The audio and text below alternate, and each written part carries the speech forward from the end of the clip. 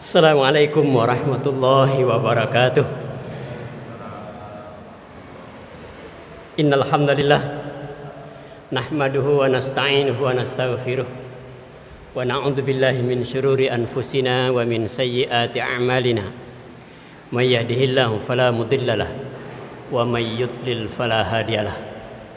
Asyhadu an la ilaha illallah wahdahu la syarikalah wa asyhadu anna Muhammadan abduhu wa rasuluh. Ya ayyuhalladzina amanu taqullaha haqqa tuqatih wa la tamutunna illa wa antum muslimun. Amma ba'du fa inna asdaqal hadits kitabullah wa khairal hadi hadi Muhammadin sallallahu alaihi wasallam wa syarrul umuri muhdatsatuha wa kullu muhdatsatin bid'ah wa kullu bid'atin dalalah wa kullu dalalatin finnar. Allahumma salli ala Muhammad wa ala alihi wa sahbihi wa man tabi'ahum bi ihsan ila yaumiddin. Jamaah salat maghrib Masjid Nurul Ilmi. Rasulullah sallallahu alaihi wasallam diberi kemampuan oleh Allah Subhanahu wa taala untuk berkata ringkas, namun syarat, padat, serta luas maknanya. Inilah yang disebut dengan istilah jawami' al-kalim. Jadi kemampuan yang diberikan Allah kepada Nabi untuk berkata ringkas saja, tapi maknanya luas dan mendalam. Salah satunya adalah yang kita tulis di depan ini. Sebuah doa yang ringkas tapi memiliki pengertian yang luas dan mendalam.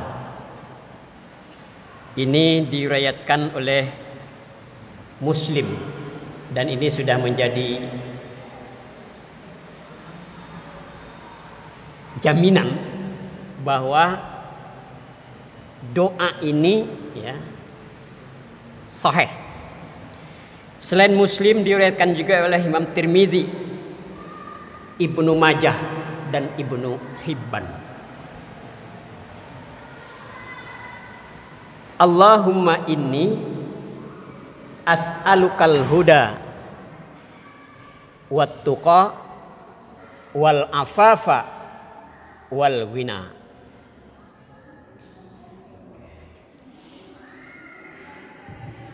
Amalkan doa ini. Yang pertama kita minta petunjuk. Al-huda. Inilah sesuatu yang mahal.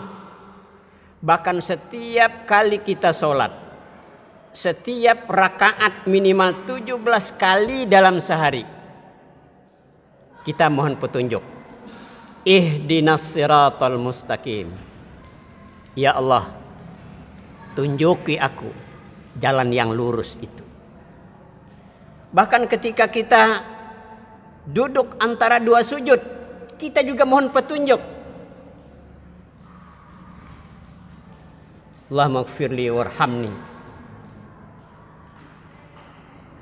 wahdini, petunjuk, warzuqni wajburni wahdini warzuqni, petunjuk. Terus kita minta, karena ini sesuatu yang mahal. Hidayah itu sesuatu yang mahal. Dia tidak sembarang diberikan Allah kepada semua orang. Dia hanya diberikan kepada orang-orang tertentu, orang-orang pilihan. Kalau kita mencoba merenung,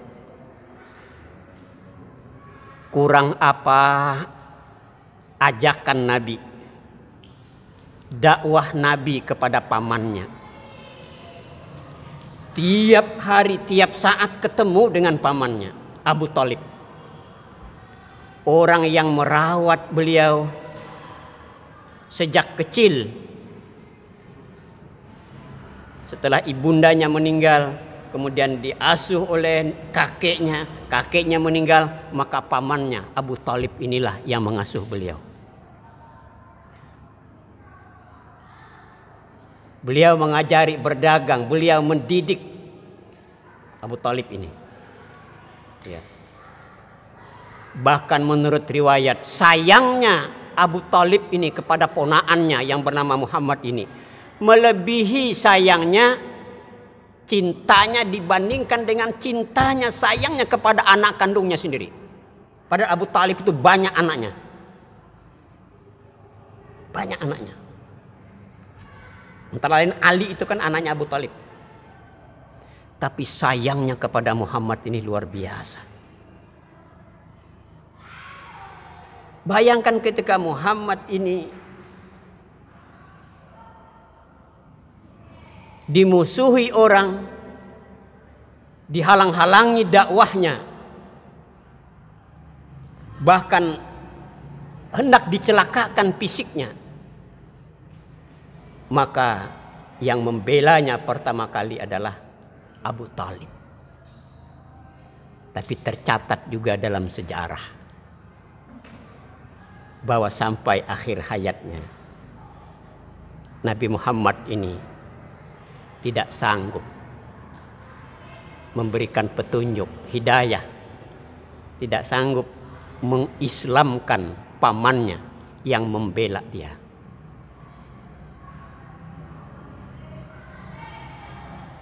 Sedih Nabi, menangis Nabi, sampai turun ayat ke-56 surah 28 surah Al-Qasas. Innaka la tahdi man ahbabta walakinnallaha yahdi man yasha. Muhammad, ujar Allah, sesungguhnya engkau tidak sanggup memberikan hidayah itu, tidak kuasa untuk memberikan petunjuk al-huda itu, hatta kepada orang yang paling engkau cintai sekalipun. Karena hidayah, petunjuk itu adalah hak prerogatif Allah Subhanahu wa ta'ala. Dia hanya diberikan kepada orang-orang pilihan. Jamaah sekalian, dibandingkan Abu Thalib, paman Nabi itu, nggak ada apa-apanya ini. Kontribusi kita kepada Nabi Muhammad itu nggak ada. Kita membela Nabi apa?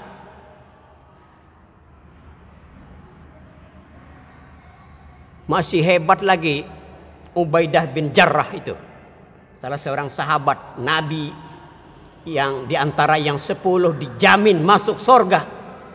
Ketika perang Uhud terjadi, bundaran baju besinya Nabi itu masuk ke kepala, nggak bisa dikeluar, ditarik nggak bisa, sampai Ubaidah bin Jarrah itu diriwayatkan menarik dengan gigitannya, digigitnya sampai lepas gigi serinya 2 ompong.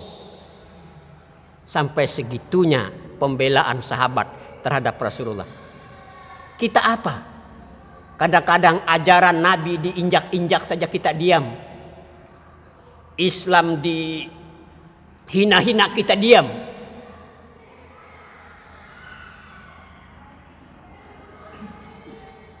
Tetapi Allah sayang kepada kita ini yang hadir di Masjid Nurul Ilmi ini. Meskipun kontribusi kita terhadap fisiknya Nabi, kontribusi kita terhadap membela ajaran yang dibawa Nabi itu nggak ada apa-apanya dibandingkan Abu Thalib. Tapi Allah berkenan menitipkan hidayah, iman yang ada di dalam hati kita. Allah berkenan, Allah sayang sama kita. Karena itu rawat, pelihara iman yang mahal ini. Nggak ada yang paling mahal selain iman. Bahkan mahal dibandingkan nyawa kita yang satu-satunya ini. Nyawa kita ini kalau hilang, habis masanya, datang ajalnya, la yastakhiruna sa'atan wa la yastaqdimun, tidak bisa dimajukan, tidak bisa diundur.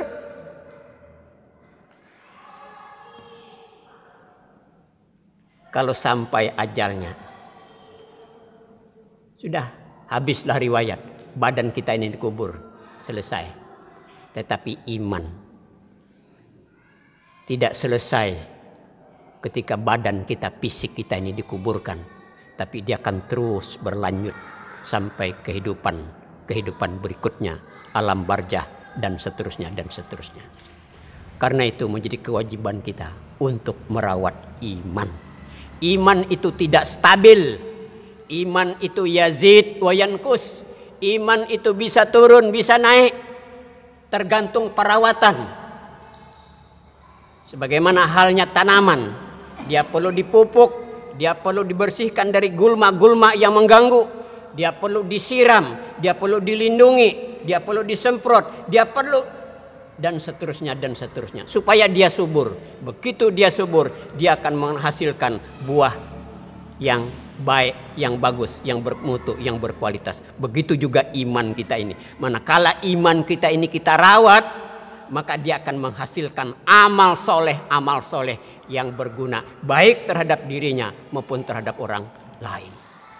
Maka wajar kalau dalam hadis ini yang pertama sekali kita minta itu adalah al-huda, petunjuk. Karena petunjuk inilah sesuatu yang mahal. Tidak ada lagi yang lain selain petunjuk yang lebih mahal. Al-huda. Wajar, sekali lagi wajar, manakala setiap rakaat, apalagi manakala kita tambah selain 17 yang wajib itu kita tambah dengan sholat-sholat sunat, maka entah berapa kali kita minta petunjuk kepada Allah Subhanahu wa taala dalam sehari semalam. Hadirin sekalian, menurut As-Sa'di, seorang ulama, petunjuk itu tidak ujuk-ujuk datang, tidak ujuk-ujuk muncul tiba-tiba. Petunjuk itu muncul manakala dia terus dibina dengan penambahan ilmu kita. Karena itu menjadi penting untuk mengaji, penting untuk kita mendaras, untuk mentadaburi Al-Quran. Ya. Jadi hidayah itu salah satunya muncul karena ilmu. Nggak mungkin orang, atau kecil kemungkinan orang itu tidak pernah ngaji, tidak pernah dengar ceramah, bertemannya sama orang-orang yang nggak sholat, orang-orang yang melakukan perbuatan-perbuatan mungkar, tiba-tiba dia menjadi ketua masjid, tiba-tiba dia mau jadi imam masjid, tiba-tiba dia mengurus majelis taklim, dapat. Tapi hidayah, petunjuk itu terus diminta dan dipelajari. Kalau dipikir-pikir ngajinya kita seminggu sekali itu kurang, 2 kali seminggu itu kurang. Para sahabat itu begitu selesai sholat wajib, maka mereka mengelilingi Rasulullah mendengarkan ilmu, bermajelis taklim hidayah. Allahumma inni as'alukal huda. Yang kedua yang kita minta dari doa ini adalah at-tuqa, ketakwaan. Ketakwaan itu muncul kalau ada hidayah. Karena itu kata As-Sa'di, ketakwaan itu adalah berupa amal soleh. Amal soleh itu ada karena adanya hidayah. Dalam Al-Quran banyak sekali kita temukan perintah dari Allah, dan setiap perintah itu pada asalnya wajib. Banyak sekali perintah dalam Al-Quran untuk menjadikan diri kita masing-masing ini menjadi pribadi-pribadi bertakwa. Antara lain seperti yang dibacakan terus oleh khatib Jumat. Ya ayyuhalladzina amanuttaqullah. Wahai orang-orang beriman, bertakwalah kalian kepada Allah. Bahkan tidak sah khutbah Jumat kita kalau tidak ada seruan untuk bertakwa. Karena seruan bertakwa itu adalah merupakan satu di antara rukun khutbah. Boleh pakai bahasa Arab, boleh pakai bahasa Indonesia. Yang penting ada kata-kata takwanya. Minimal dia mengatakan ittaqillah, bertakwalah. Atau sidang Jumat yang terhormat, marilah kita senantiasa meningkatkan iman kita kepada Allah dengan menjalankan segala perintah dan meninggalkan segala larangan. Cukup sudah. Itu sudah memenuhi rukun. Al-Quran pada surah Al-Hasyr, pada surah ke-59 pada ayat yang ke-18, perintah bertakwa itu 2 kali dalam satu ayat. Dalam satu ayat. Sarjana mungkin hampir tiap RT sudah. Bahkan saya googling tadi tuh, di Indonesia saat ini lebih dari 400.000 orang S1 yang menganggur. Luar biasa. 400.000 itu bukan sedikit. Sedangkan penduduk Berau ini kurang lebih 250.000, kurang lebih begitulah ya. Tenaga kerja semua itu. Kenapa kok 400.000 ini dianggurkan, sementara dalam kondisi begini ini masih mendatangkan tenaga kerja dari asing, dari luar? Bukan karena kita ini kekurangan orang pintar, banyak ya, yang indeks prestasinya di atas 3 itu banyak. Saya pernah dengar ceramah, sudah meninggal orangnya, Dr. Haji Najmuddin Ramli namanya, salah seorang periode yang lalu ya, salah seorang wakil sekjen MUI pusat. Itu mengatakan setelah terjadinya krisis ekonomi, yang S2 dan S3 di PT Nurtanio atau apa namanya dulu itu, Nurtanio, IPTN, S2 dan S3 itu banyak yang menganggur. Kerjanya kadang ada yang bikin amplop, ada yang menggaji. Luar biasa. Tetapi tenaga-tenaga dari asing kadang-kadang didatang ke sini. Itu wakil sekjen MUI cerita. Saya pernah dengar ceramahnya. Menangis saya. Habibie itu menangis melihat begitu itu. Apa yang dirancangnya lepas karena kita didikte oleh IMF. Nggak usah dilanjutkan ini. Proyek Nurtanio ini, pesawat ini. Nah, saya lanjutkan. Jadi di Indonesia ini bukan kekurangan orang pintar, banyak orang pintar. Tiap tahun orang itu di STEAM aja. Kemarin saya mengisi materi waktu pengenalan kampus, mahasiswanya 400-an lebih nih, mahasiswa barunya. Bayangkan itu di Berau itu. Belum lagi universitas yang terkenal itu. Jadi, dan mendidik orang supaya jujur itu bukan perkara gampang. Jujur, asidik itu artinya benar apa yang ada di dalam hati, benar apa yang dikeluarkan oleh lisan, benar apa yang dilakukan oleh anggota badan. Sesuai. Ya.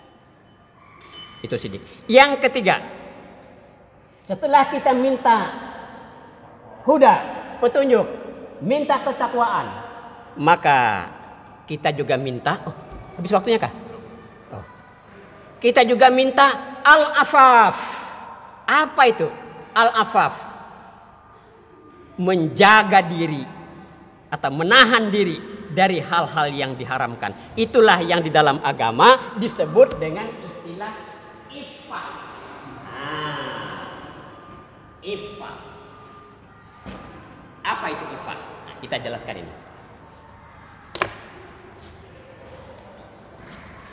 Secara bahasa, secara lugatan, etimologi, iffah itu adalah menjauhkan diri dari hal-hal yang tidak baik. Ya, secara bahasa menjauhkan diri dari hal atau menahan diri ya, menahan diri atau menjauhkan diri dari hal-hal yang tidak baik. Secara istilah, secara terminologi, ya, iffah itu adalah memelihara kehormatan diri dari hal-hal yang akan merendahkan dan merusak serta menjatuhkan dirinya. Jadi dia menahan diri dari hal-hal yang bisa menjatuhkan dirinya, harga diri dia, ya, atau mungkin merusak. Perlu kita tahu bahwa kewibawaan seseorang itu, ya, tidak ditentukan oleh kekayaan seseorang. Begitu dia kaya, otomatis dia berwibawa, dia berpengaruh. Tidak mesti. Kewibawaan seseorang itu tidak mesti ditentukan oleh jabatan. Karena dia orang jabatannya tinggi langsung dia berwibawa. Tidak mesti. Tidak juga ditentukan oleh bentuk rupanya. Tetapi wibawa seseorang itu dihormati lantaran kehormatan diri dia.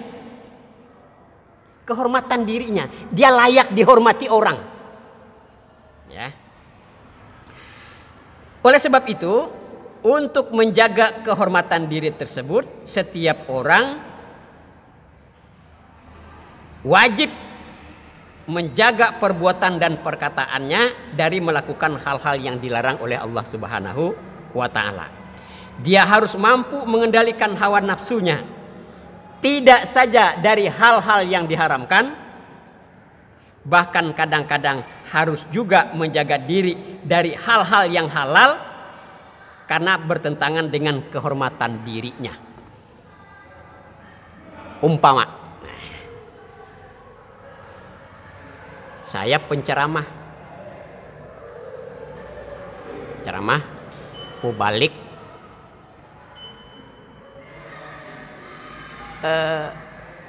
duduk-duduk di pinggir jalan umpamanya, di depan rumah saya di pinggir jalan umpamanya.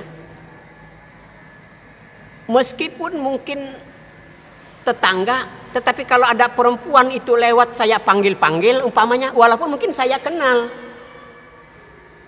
dilihat orang itu bisa menjatuhkan. Atau mungkin saya kok mobil saya parkir di Lamin, padahal mungkin saya ada tanah di belakang sana. Jadi pikiran orang sudah macam-macam itu. Kok ada mobil 1443 Pak Indra ini di depan Buana umpamanya, padahal mungkin saya mau bertamu ke Hubbul Yatama di belakang itu. Nah, kalau mau parkir agak jauh supaya jangan apa? Jangan mengundang prasangka orang, karena hal itu bisa menurunkan wibawa seseorang. Nah, itu kita jaga. Ya. Orang macam-macam sudah pikiran. Nah, sekarang coba kita perhatikan. Waktunya tinggal berapa lagi, Pak?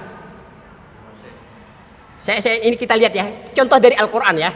Artinya kita ini menjaga ifah, karena kita minta tadi wal afafa, ya, kita minta, kita mohon. Coba kita perhatikan ya. Yang pertama, untuk menjaga kehormatan diri dalam hubungannya dengan masalah seksual umpamanya ya, dalam masalah seksual. Seorang muslim dan muslimah diperintahkan untuk menjaga penglihatan, menjaga pergaulan, menjaga pakaian. Dijaga ini pergaulan kita ini, ya. Dijaga juga pandangan mata kita ini, ya. Kita tidak mengunjungi tempat-tempat hiburan yang ada kemaksiatan dan tidak melakukan perbuatan-perbuatan yang bisa menghantarkan kepada zina. Mari kita perhatikan ayat Al-Quran surah An-Nur ya, ayat ke-30 sampai 31. A'udzubillahi minasyaitonirrajim. Qul lil mu'minina yaghuddu min absarihim wa yahfazu furujahum dzalika azka lahum innallaha khabirum bima yasnaun. Wa qul lil mu'minati yaghuddna min absarihinna wa yahfazna furujahunna. Katakanlah kepada laki-laki yang beriman, hendaklah mereka menahan pandangan dan memelihara kehormatannya. Yang demikian itu adalah lebih suci bagi mereka. Sesungguhnya Allah Maha mengetahui apa yang mereka perbuat. Katakan pula kepada wanita yang beriman, hendaklah mereka menahan pandangannya dan memelihara kehormatannya.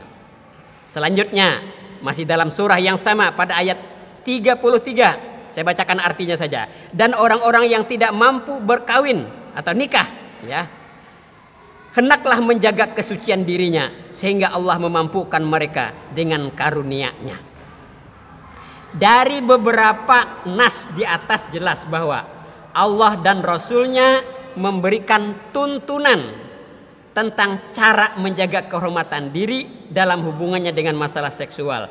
Seseorang tidak hanya menjauhi perzinaan, tetapi juga menghindari segala sesuatu yang akan menghantarkan kepada perzinaan. Kalau dia melakukan perbuatan yang mendekati perzinaan, misalnya pergaulan bebas laki perempuan, nama baik dan kehormatan dia tadi itu akan tercemar. Sekalipun dia tidak berbuat, tetapi orang sudah. Ya, jadi itu contoh saja di dalam Al-Quran agar kita menjaga ifah, jangan sampai kita melakukan perbuatan-perbuatan yang dilarang agama.